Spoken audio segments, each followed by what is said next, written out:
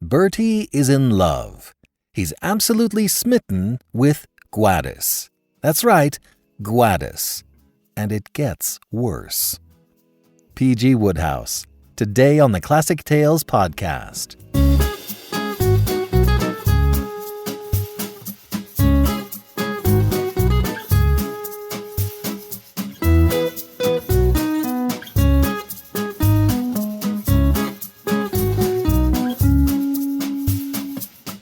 Welcome to the Classic Tales podcast, where an audiobook format gives you an immersive experience in classic literature. You can get friendlier with the classics you know and discover new favorites.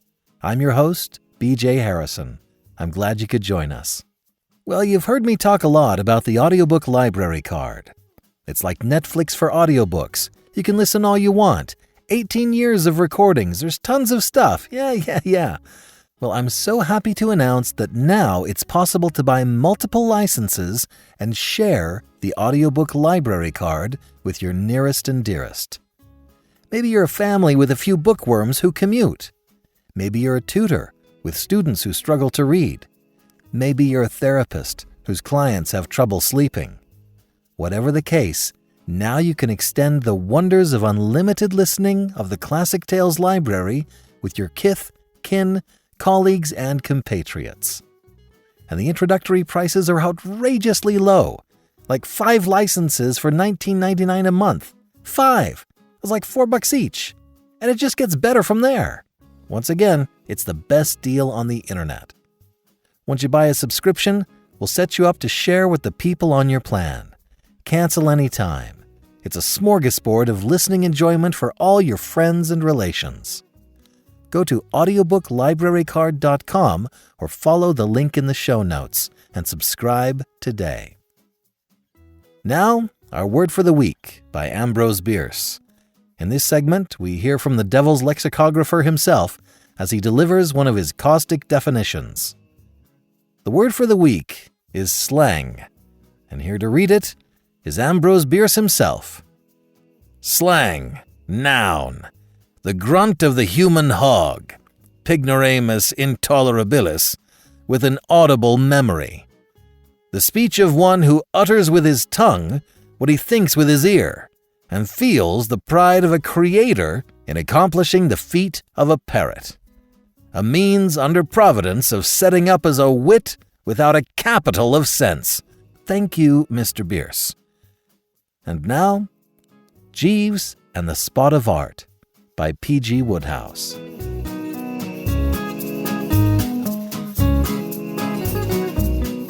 I was lunching at my Aunt Dahlia's, and despite the fact that Anatole, her outstanding cook, had rather excelled himself in the matter of the bill of fare or menu, I'm bound to say the food was more or less turning to ashes in my mouth. You see, I had some bad news to break to her, always a prospect that takes the edge off the appetite. She wouldn't be pleased, I knew, and when not pleased, Aunt Dahlia, having spent most of her youth in the hunting field, has a crispish way of expressing herself. However, I supposed I had better have a dash at it and get it over. Aunt Dahlia, I said. Hello? You know that cruise of yours? Yes. The yachting cruise you're planning? Yes. That jolly cruise in your yacht in the Mediterranean, to which you so kindly invited me, and to which I have been looking forward with such keen anticipation. What about it? I swallowed a chunk of côtelette supreme au chou-fleur and slipped her the distressing info. I'm frightfully sorry, Aunt Dahlia, I said, but I shan't be able to come. She goggled. What? I'm afraid not. You poor miserable hellhound, what do you mean you won't be able to come? Well, I won't. Why not? Matters of the most extreme urgency render my presence in the metropolis imperative. She sniffed. I suppose what you really mean is that you're hanging round some unfortunate girl again. I don't like the way she put it, but I admit I was stunned by her penetration, if that's the word I want. I mean the sort of thing detectives have. Yes, Aunt Dahlia, I said, you have guessed my secret. I do indeed love. Who is she? A Miss Pendlebury. Christian name Gwladys. She spells it with a W. With a G, you mean? With a W and a G. Not Gwladys. That's it. The relative uttered a yowl. You sit there and tell me you haven't enough sense to steer clear of a girl who calls herself Gwladys? Listen, Bertie, said Aunt Dahlia earnestly. I'm an older woman than you are. Well, you know what I mean. And I can tell you a thing or two, and one of them is that no good can come of association with anything labelled Gwladys or Isobel or Ethel or Mabel or Catherine, particularly Gwladys. What sort of girl is she? Slightly divine. She isn't that female I saw driving you at 60 miles per hour in the park the other day, in a red two-seater? She did drive me in the park the other day. I thought it rather a hopeful sign, and her Widgeon 7 is red. Aunt Dahlia looked relieved. Oh, well, she'll probably break your silly fat neck before she can get you to the altar. That's some consolation. Where did you meet her? At a party in Chelsea. She's an artist. Ye gods! And swings a jolly fine brush, let me tell you. She's painted a portrait of me. Jeeves and I hung it up in the flat this morning. I have an idea Jeeves doesn't like it. Well, if it's anything like you, I don't see why he should. An artist, calls herself Gwladys, and drives a car in the sort of way Seagrave would if he was pressed for time. She brooded a while. Well, it's all very sad, but I can't see why you won't come on the yacht. I explained. It would be madness to leave them at Trop at this juncture, I said. You know what girls are. They forget the absent face, and I'm not at all easy in my mind about a certain cove by the name of Lucius Pym. Apart from the fact that he's an artist too, which forms a bond, his hair waves. One must never discount wavy hair, Aunt Dahlia. Moreover, this bloke is one of those strong, masterful men. He treats Gwladys as if she were less than the dust beneath his taxi wheels. He criticises her hats and says nasty things about her chiaroscuro. For some reason, I've often noticed, this always seems to fascinate girls, and it has sometimes occurred to me that, being myself more the parfait gentle knight, if you know what I mean, I am in grave danger of getting the short end. Taking all these things into consideration, then, I cannot possibly breeze off to the Mediterranean, leaving this Pym a clear field. You must see that. Aunt Dahlia laughed. Rather a nasty laugh. Scorn in its timbre, or so it seemed to me. I shouldn't worry, she said. You don't suppose for a moment that Jeeves will sanction the match? I was stung. Do you imply, Aunt Dahlia, I said, and I can't remember if I rapped the table with the handle of my fork or not, but I rather think I did, that I allowed Jeeves to boss me to the extent of stopping me marrying somebody I want to marry? Well, he stopped you wearing a moustache, and purple socks, and soft-fronted shirts with dress clothes. That is a different matter altogether. Well, I'm prepared to make a small bet with you, Bertie. Jeeves will stop this match. What absolute rot! And if he doesn't like that portrait, he will get rid of it. I never heard such dashed nonsense in my life. And finally, you wretched pie-faced wambler, he will present you on board my yacht at the appointed hour. I don't know how he will do it, but you will be there, all complete with yachting cap and spare pair of socks. Let us change the subject, Aunt Dahlia, I said. Being a good deal stirred up by the attitude of the flesh and blood at the luncheon table, I had to go for a bit of a walk in the park after leaving to soothe the nervous system. By about 4:30 the ganglions had ceased to vibrate, and I returned. Jeeves was in the sitting-room looking at the portrait. I felt a trifle embarrassed in the man's presence, because just before leaving I had informed him of my intention to scratch the yacht trip, and he had taken it on the chin a bit. You see, he had been looking forward to it, rather. From the moment I had accepted the invitation, there had been a sort of nautical glitter in his eye, and I'm not sure I hadn't heard him trolling chanties in the kitchen. I think some ancestor of his must have been one of Nelson's tars or something, for he has always had the urge of the salt sea in his blood.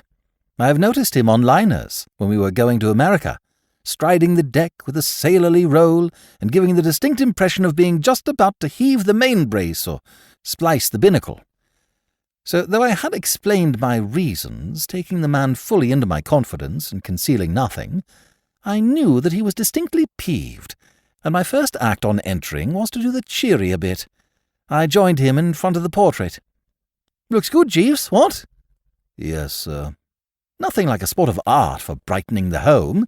Seems to lend the room a certain What shall I say?" "Yes, sir." The responses were all right, but his manner was far from hearty, and I decided to tackle him squarely. Dash it. I don't know if you've ever had your portrait painted, but if you have, you will understand my feelings. The spectacle of one's portrait hanging on the wall creates in one a sort of paternal fondness for the thing, and what you demand from the outside public is approval and enthusiasm, not the curling lip, the twitching nostril, and the kind of supercilious look which you see in the eye of a dead fish. Especially is this so when the artist is a girl for whom you have conceived sentiments deeper and warmer than those of ordinary friendship. "Jeeves," I said, "you don't like this spot of art." "Oh, yes, sir." "No, subterfuge is useless. I can read you like a book. For some reason this spot of art fails to appeal to you. What do you object to about it?" "Is not the colour scheme a trifle bright, sir?" "I had not observed it, Jeeves. Anything else?" "Well, in my opinion, sir, Miss Pendlebury has given you a somewhat too hungry expression." "Hungry?" "A little like that of a dog regarding a distant bone, sir." I checked the fellow. "There is no resemblance whatever, Jeeves, to a dog regarding a distant bone. The look to which you allude is wistful and denotes soul." "I see, sir." I proceeded to another subject. "Miss Pendlebury said she might look in this afternoon. Did she turn up?" "Yes, sir." "But has left?" "Yes, sir." "She didn't say anything about coming back?" "No, sir. I received the impression that it was not Miss Pendlebury's intention to return.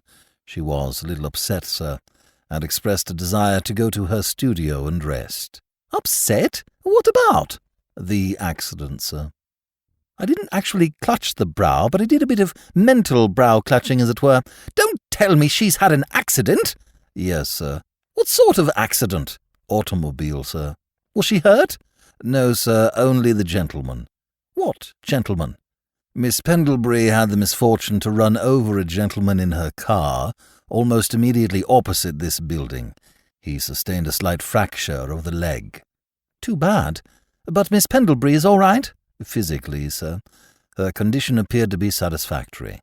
She was suffering a certain distress of mind." "Of course, with her beautiful, sympathetic nature. Naturally, it's a hard world for a girl, Jeeves, with fellows flinging themselves under the wheels of her car in one long, unending stream. It must have been a great shock to her. What became of the chump?" "The gentleman, sir." "Yes." "He is in your spare bedroom, sir." "What?" "Yes, sir." "In my spare bedroom?" "Yes, sir. It was Miss Pendlebury's desire that he should be taken there. She instructed me to telegraph to the gentleman's sister, sir, who is in Paris, advising her of the accident. I also summoned a medical man, who gave it as his opinion that the patient should remain for the time being in statu quo." "You mean the corpse is on the premises for an indefinite visit?" "Yes, sir." "Jeeves, this is a bit thick." "Yes, sir." "And I meant it, dash it. I mean to say, a girl can be pretty heftily divine and ensnare the heart and what not, but she's no right to turn a fellow's flat into a morgue. I'm bound to say that for a moment the Worcester passion ebbed a trifle. Well, I suppose I'd better go and introduce myself to the blighter. After all, I am his host. Has he a name?" "Mr. Pym, sir." "Pym?" "Yes, sir, and the young lady addressed him as Lucius. It was owing to the fact that he was on his way here to examine the portrait which she had painted that Mr. Pym happened to be in the roadway at the moment when Miss Pendlebury turned the corner." I headed for the spare bedroom. I was perturbed to a degree. I don't know if you have ever loved and been handicapped by your wooing by a wavy-haired rival, but one of the things you don't want in such cirques is the rival parking himself on the premises with a broken leg. Apart from anything else, the advantage the position gives him is obviously terrific. There he is, sitting up and toying with a grape and looking pale and interesting, the object of a girl's pity and concern. And where do you get off? Bounding about the place in morning costume and spats, and with the rude flush of health on the cheek. It seemed to me that things were beginning to look pretty scaly. I found Lucius Pym lying in bed, draped in a suit of my pyjamas, smoking one of my cigarettes and reading a detective story. He waved the cigarette at me in what I considered a dashed patronising manner. "Ah, Worcester," he said. "Not so much of the Worcester," I replied brusquely. "How soon can you be moved?" "In a week or so, I fancy." "In a week?" "Or so. For the moment, the doctor insists on perfect quiet and repose. So forgive me, old man, for asking you not to raise your voice. A hushed whisper is the stuff to give the troops. And now, Worcester, about this accident. We must come to an understanding." "Are you sure you can't be moved?" "Quite. The doctor said so." "I think we ought to get a second opinion." "Useless, my dear fellow. He was most emphatic, and evidently a man who knew his job. Don't worry about my not being comfortable here. I shall be quite all right. I like this bed. And now, to return to the subject of this accident, my sister will be arriving tomorrow. She will be greatly upset. I am her favourite brother." "You are?" "I am." "How many of you are there?" 6. "And you're her favourite?" "I am." It seemed to me that the other 5 must be pretty fairly subhuman, but I didn't say so. We Worcesters can curb the tongue. "She married a bird named Slingsby. Slingsby superb soups. He rolls in money. But do you think I can get him to lend a trifle from time to time to a needy brother-in-law?" said Lucius Pym bitterly. "No, indeed. However, that is neither here nor there. The point is that my sister loves me devotedly, and this being the case, she might try to prosecute and persecute and generally bite pieces out of poor little Gwladys if she knew that it was she who was driving the car that laid me out. She must never know, Worcester. I appeal to you as a man of honour to keep your mouth shut." "Naturally." "I'm glad you grasp the point so readily, Worcester. You're not the fool people take you for." "Who takes me for a fool?" The Pym raised his eyebrows slightly. "Don't people?" he said. Well. Anyway, that's settled. Unless I can think of something better, I shall tell my sister that I was knocked down by a car which drove on without stopping, and I didn't get its number. And now, perhaps you had better leave me. The doctor made a point of quiet and repose. Moreover, I want to go on with this story. The villain has just dropped a cobra down the heroine's chimney, and I must be at her side. I'll ring if I want anything." I headed for the sitting-room. I found Jeeves there, staring at the portrait in rather a marked manner, as if it hurt him. "Jeeves," I said, "Mr. Pym appears to be a fixture." "Yes, sir." "For the nonce, at any rate. And tomorrow we shall have his sister, Mrs. Slingsby, of Slingsby Superb Soups, in our midst." "Yes, sir. I telegraphed to Mrs. Slingsby shortly before 4. Assuming her to have been at her hotel in Paris at the moment of the telegram's delivery, she will no doubt take a boat early tomorrow afternoon, reaching Dover, or, should she prefer the alternative route, Folkestone, in time to arrive in London at about 7. She will possibly proceed first to her London residence." "Yes, Jeeves," I said. "Yes, a gripping story, full of action and human interest. You must have it set to music sometime and sing it. Meanwhile, get this into your head. It is imperative that Mrs. Slingsby does not learn that it was Miss Pendlebury who broke her brother in 2 places. I shall require you, therefore, to approach Mr. Pym before she arrives, ascertain exactly what tale he intends to tell, and be prepared to back it up in every particular." "Very good, sir."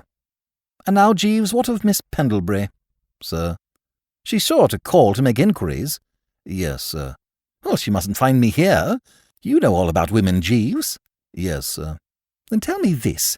Am I not right in supposing that if Miss Pendlebury is in a position to go into the sick-room, take a long look at the interesting invalid, and then pop out, with the memory of that look fresh in her mind, and get a square sight of me lounging about in sponge-bag trousers, she will draw damaging comparisons? You see what I mean? Look on this picture and on that. The one romantic, the other not, eh?" "Very true, sir. It's a point which I had intended to bring to your attention.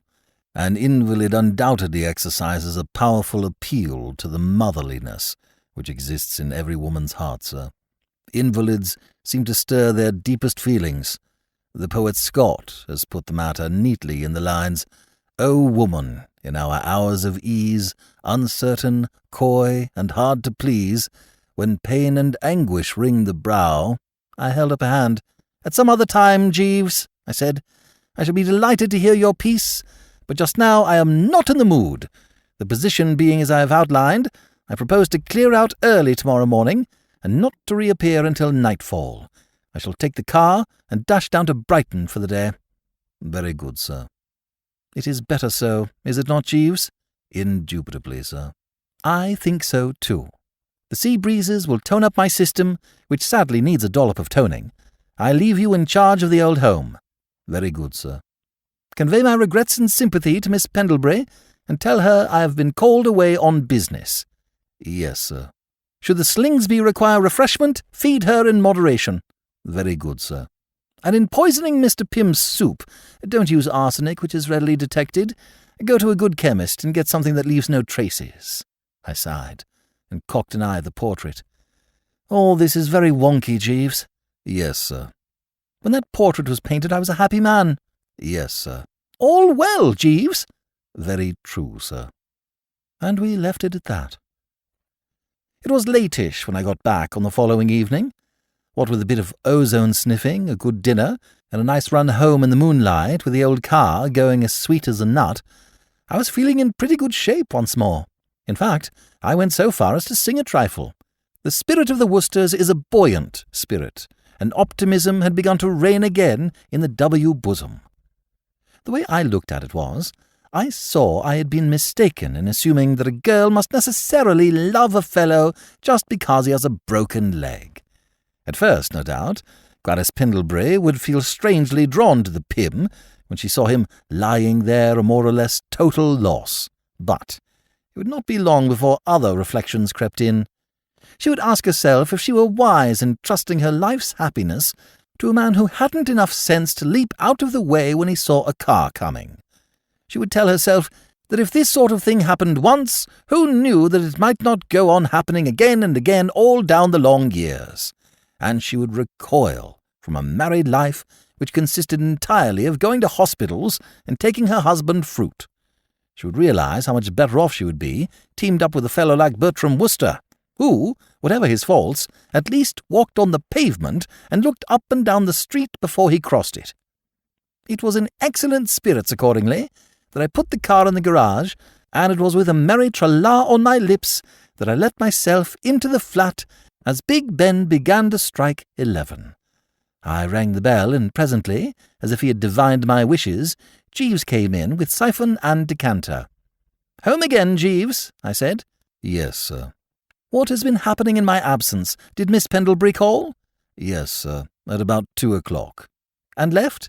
"At about 6, sir." I didn't like this so much.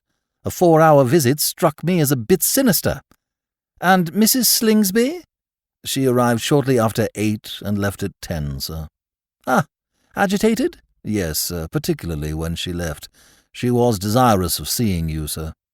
"Wanted to thank me brokenly, I suppose, for so courteously allowing her favourite brother a place to have his game legs in, eh?" "Possibly, sir. On the other hand, she alluded to you in terms suggestive of disapprobation, sir." "She what?" "Feckless idiot was one of the expressions she employed, sir." "Feckless idiot?" "Yes, sir." I couldn't make it out. I simply couldn't see what the woman had based her judgment on. My Aunt Agatha has frequently said that sort of thing about me, but she has known me from a boy. "I must look into this, Jeeves. Is Mr. Pym asleep?" "No, sir.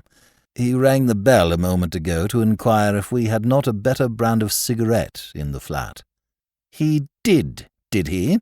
"Yes, sir." "The accident doesn't seem to have affected his nerve." "No, sir."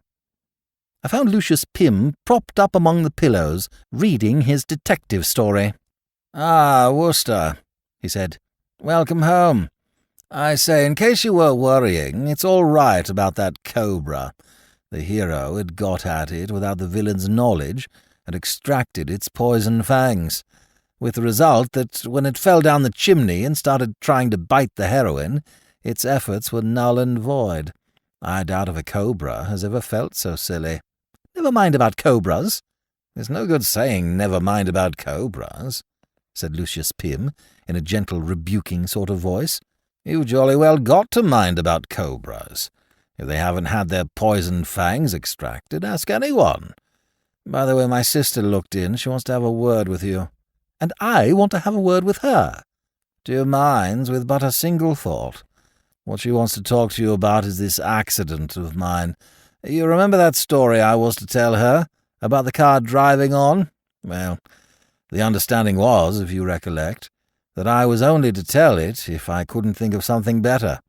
Fortunately, I thought of something much better. You see, that driving on story was thin. People don't knock fellows down and break their legs and go driving on. The thing wouldn't have held water for a minute. So I told her you did it. What? I said it was you who did it in your car. Much more likely. Makes the whole thing neat and well-rounded. I knew you would approve. At all costs, we have got to keep it from her that I was outed by Gwladys. I made it as easy for you as I could, saying you were a bit pickled at the time, and so not to be blamed for what you did. Some fellows wouldn't have thought of that.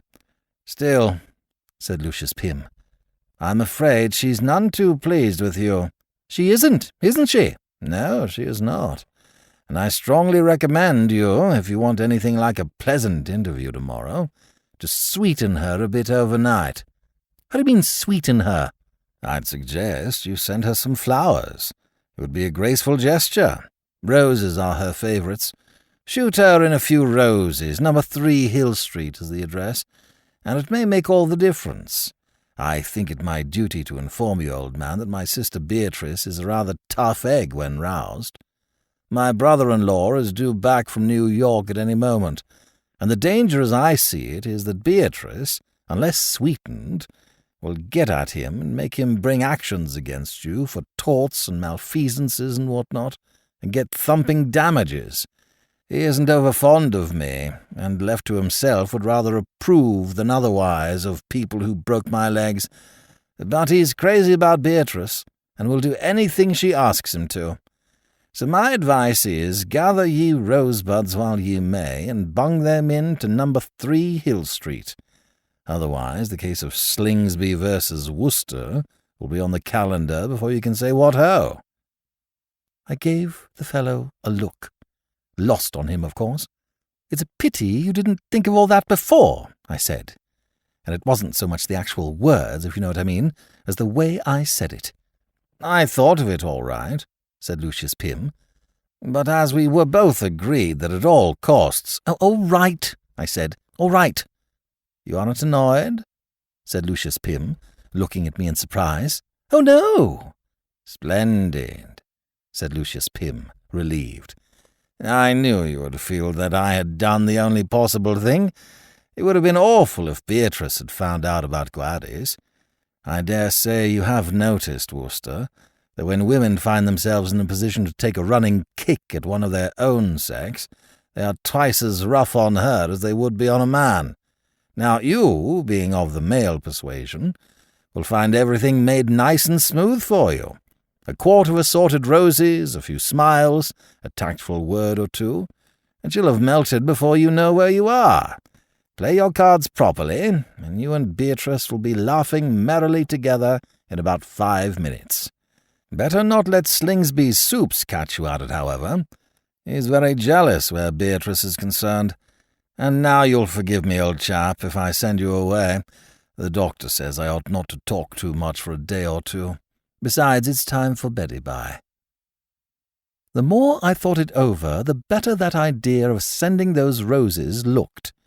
Lucius Pym was not a man I was fond of. In fact, if I had to choose between him and a cockroach as a companion for a walking tour, the cockroach would have had it by a short head. But there was no doubt that he had outlined the right policy. His advice was good, and I decided to follow it.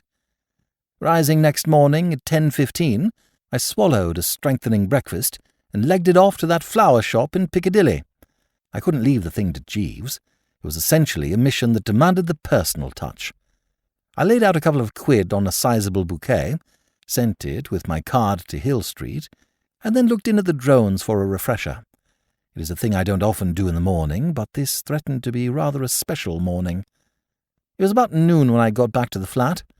I went into the sitting room and tried to adjust the mind to the coming interview. It had to be faced, of course, but it wasn't any good telling myself that it was going to be a jolly scene. I stood or fell by the roses. If they sweetened the Slingsby, all would be well. If they failed to sweeten her, Bertram was undoubtedly for it.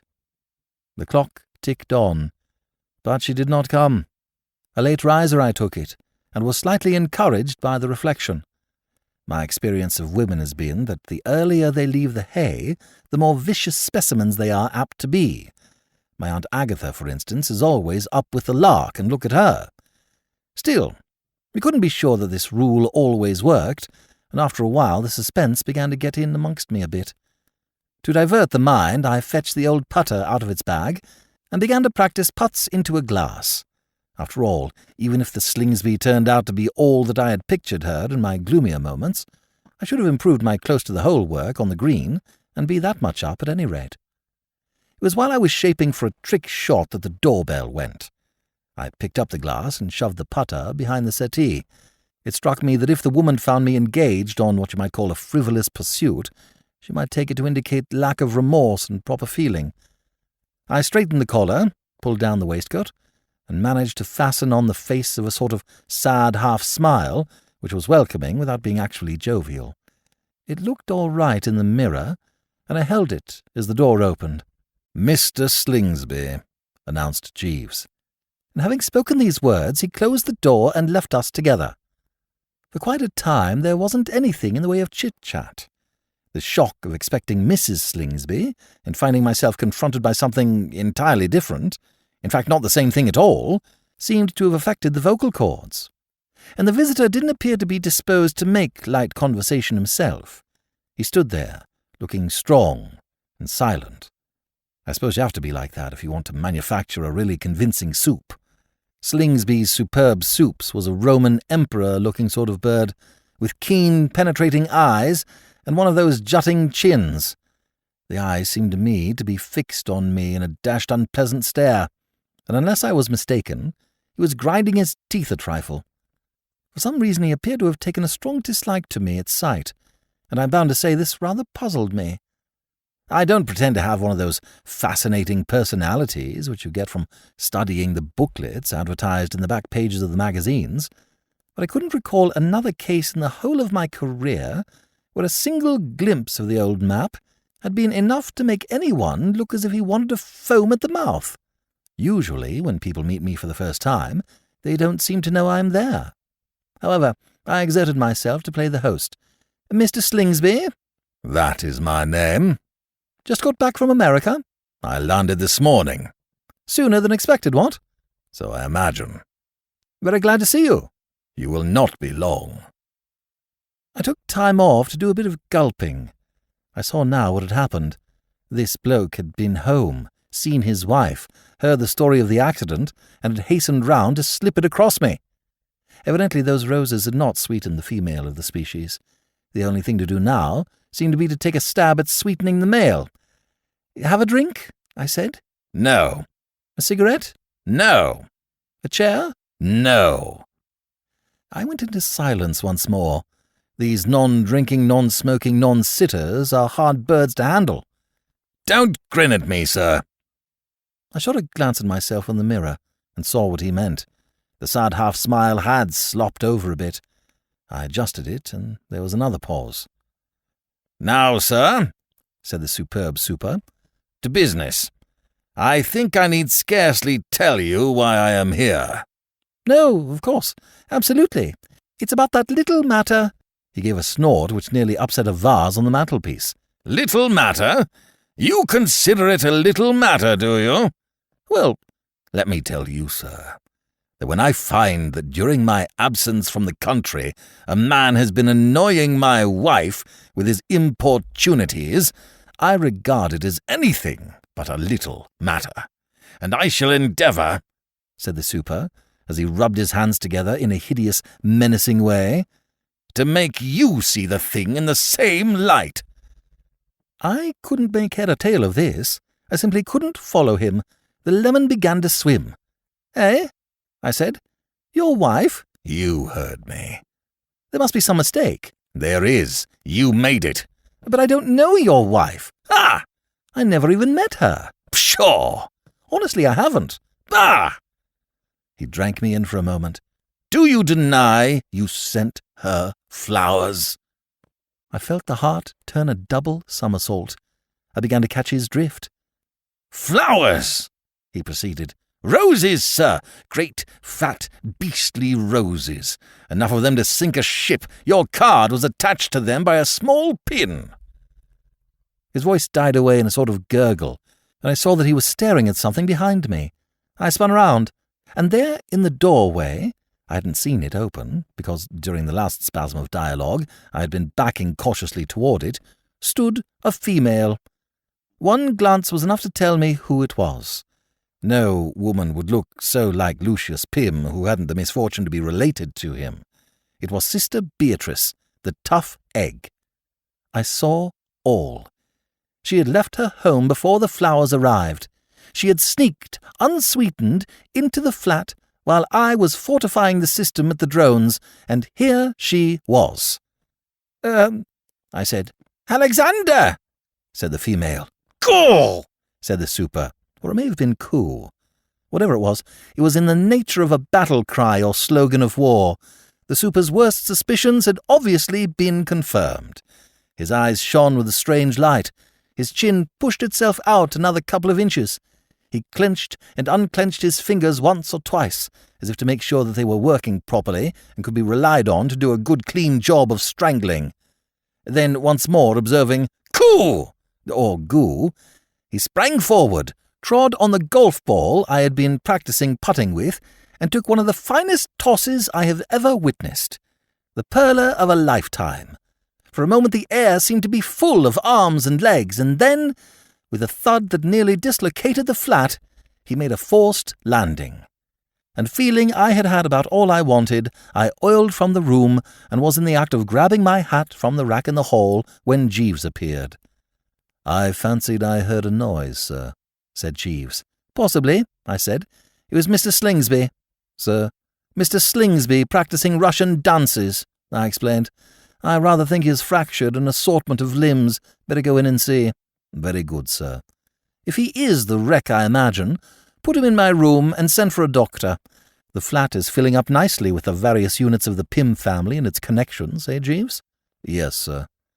"I think the supply is about exhausted, but should any aunts or uncles by marriage come along and break their limbs, bed them out on the Chesterfield." "Very good, sir." "I personally, Jeeves," I said, opening the front door and pausing on the threshold, "am off to Paris. I will wire you the address. Notify me in due course when the place is free from Pyms and completely purged of Slingsbys, and I will return. Oh, and Jeeves." "Sir?" "Spare no effort to mollify these birds. They think, at least Slingsby female thinks, that it was I who ran over Mr. Pym in my car. Endeavour during my absence to sweeten them." "Very good, sir." "And now perhaps you had better be going in and viewing the body. I shall proceed to the drones, where I shall lunch, subsequently catching the 2 o'clock train at Charing Cross. Meet me there with an assortment of luggage." It was a matter of 3 weeks or so before Jeeves sent me the all-clear signal. I spent the time pottering pretty perturbably about Paris and environs. It is a city I am fairly fond of, but I was glad to be able to return to the old home. I hopped on a passing airplane and a couple of hours later was bowling through Croydon on my way to the centre of things. It was somewhere in the Sloane Square neighbourhood that I first caught sight of the posters. A traffic block had occurred, and I was glancing idly this way and that, when suddenly my eye was caught by something that looked familiar. And then I saw what it was. Pasted on a blank wall and measuring about 100 feet each way was an enormous poster, mostly red and blue.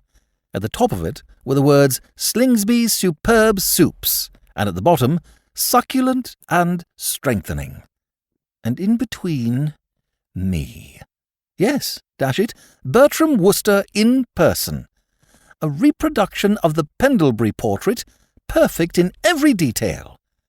Of all the absolutely foul sights I have ever seen, this took the biscuit with ridiculous ease. The thing was a bally libel on the Wooster face, and yet it was as unmistakable as if it had had my name under it. I saw now what Jeeves had meant when he said that the portrait had given me a hungry look. In the poster, this look had become one of bestial greed. There I sat, absolutely slavering through a monocle about 6 inches in circumference at a plateful of soup, looking as if I hadn't had a meal for weeks. The thing seemed to take one into a different and dreadful world. I awoke from a species of trance or coma to find myself at the door of my flat. To buzz upstairs and charge into the home was the work of a moment. Jeeves came shimmering down the hall, the respectful beam of welcome on the face. "I am glad to see you back, sir." "Never mind about that," I yipped. "What about the posters, sir? I was wondering if you might have observed them." "I observed them?" "Striking, sir." "Very striking. Now perhaps you'll kindly explain." "You instructed me, if you recollect, sir, to spare no effort to mollify Mr. Slingsby." "Yes, but—" "It proved a somewhat difficult task, sir.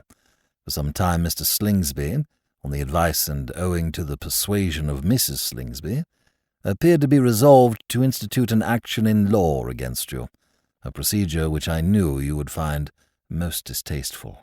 "Yes, but—" "And then, the first day he was able to leave his bed, he observed the portrait, and it seemed to me judicious to point out to him its possibilities as an advertising medium. He readily fell in with the suggestion, and on my assurance that, should he abandon the projected action in law, you would willingly permit the use of the portrait, he entered into negotiations with Miss Pendlebury for the purchase of the copyright." "Oh, well, I hope she got something out of it, at any rate." "Yes, sir. Mr. Pym, acting as Miss Pendlebury's agent, drove, I understand, an extremely satisfactory bargain." "He acted as her agent, eh?" "Yes, sir, in his capacity as fiancé to the young lady, sir." "Fiancé?" "Yes, sir." It shows how the sight of that poster had got into my ribs when I state that instead of being laid out cold by this announcement, I merely said, "Ha!" or "Ho!" or it may have been, "Hm!" After the poster, nothing seemed to matter. "After that poster, Jeeves," I said, "nothing seems to matter." "No, sir?" "No, Jeeves. A woman has tossed my heart lightly away, but what of it?" "Exactly, sir."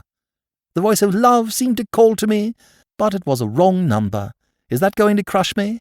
"No, sir." "No, Jeeves, it is not. But what does matter is this ghastly business of my face being spread from end to end of the metropolis with the eyes fixed on a plate of Slingsby's superb soup. I must leave London. The lads at the drones will kid me without ceasing." "Yes, sir. And Mrs. Spencer Gregson." I paled visibly. I hadn't thought of Aunt Agatha and what she might say about letting down the family prestige. "You don't mean she has been ringing up?" "Several times daily, sir." "Jeeves, flight is the only recourse. Back to Paris, what?" "I should not recommend the move, sir. The posters are, I understand, shortly to appear in that city also, advertising the Bouillon Supreme. Mr. Slingsby's products command a large sale in France. The sight would be painful for you, sir." "Then where?"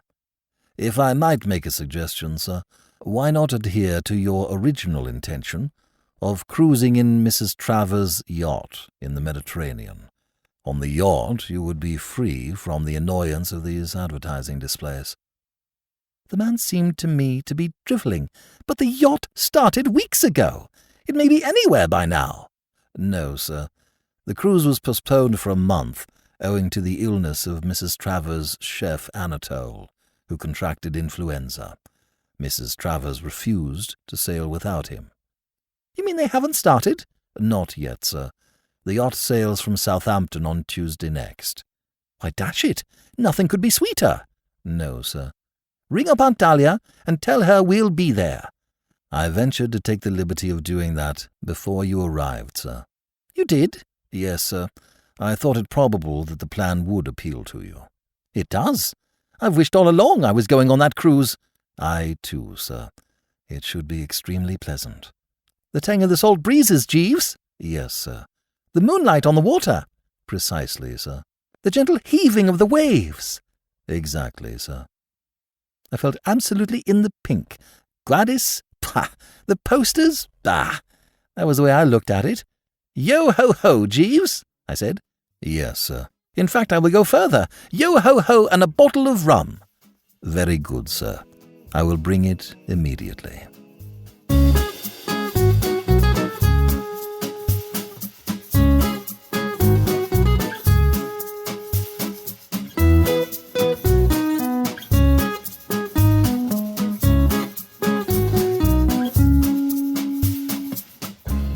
This is B.J. Harrison. I hope you've enjoyed this unabridged production of Jeeves and the Spot of Art by P.G. Wodehouse. If you've enjoyed this story, you might also enjoy the P.G. Wodehouse Collection, an anthology of short stories and the complete novel Right Ho, Jeeves. If you have the audiobook library card, you can listen to it now. Go to audiobooklibrarycard.com, subscribe for a monthly subscription, and laugh with Wooster and Jeeves. Thank you for joining me today and allowing classic literature to awaken your better self. Please join me next time, and we'll rediscover the greatest stories ever put to paper.